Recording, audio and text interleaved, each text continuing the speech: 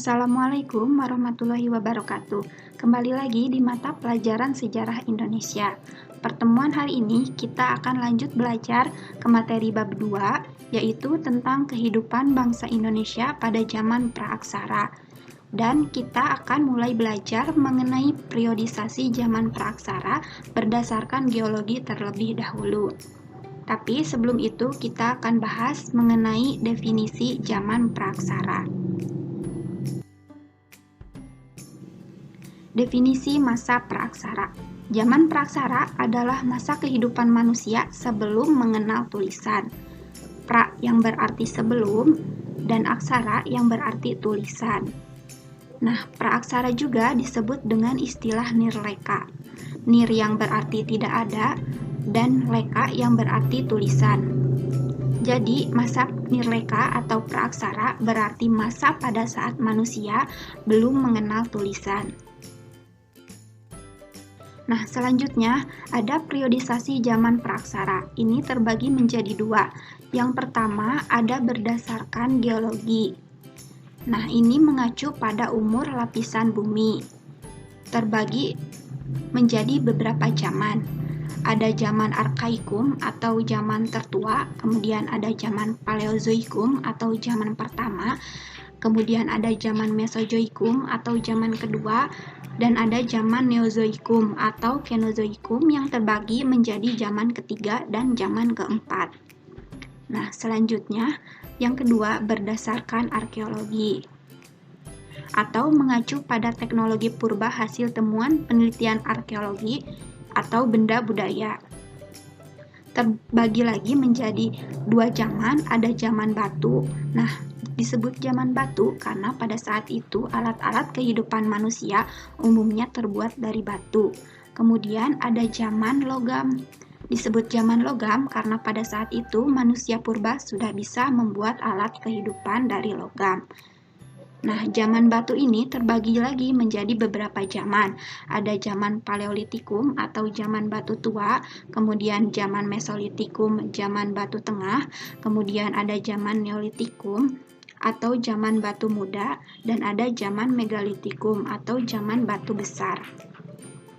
Nah, di zaman logam juga terbagi lagi menjadi beberapa zaman. Ada zaman tembaga, zaman perunggu, dan zaman besi. Nah, zaman logam ini bisa disebut juga zaman perundagian. Nah, selanjutnya kita bahas mengenai periodisasi zaman praaksara berdasarkan geologi.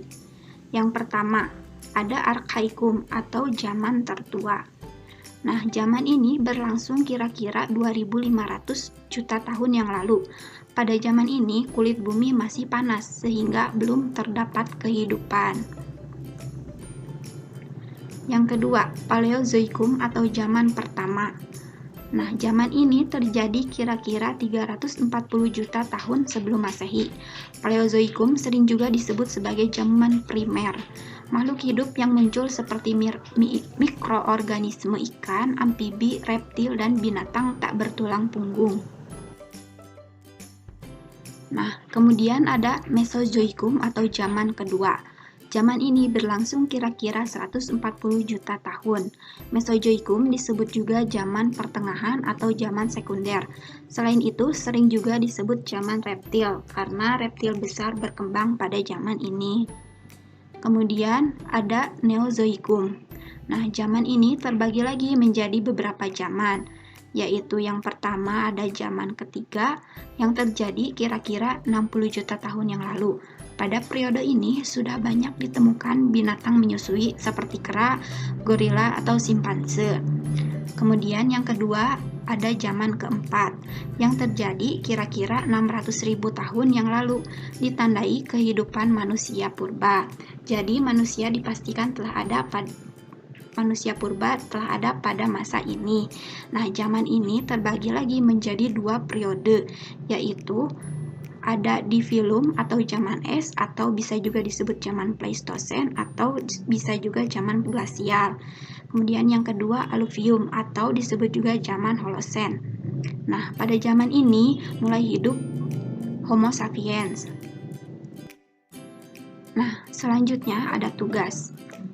Silahkan isi mengapa istilah praaksara lebih tepat digunakan dibandingkan dengan istilah prasejarah dalam menggambarkan kehidupan manusia sebelum mengenal tulisan.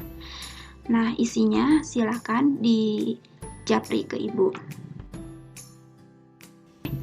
Segini dulu materi kita hari ini. Sampai jumpa di pembelajaran selanjutnya. Wassalamualaikum warahmatullahi wabarakatuh.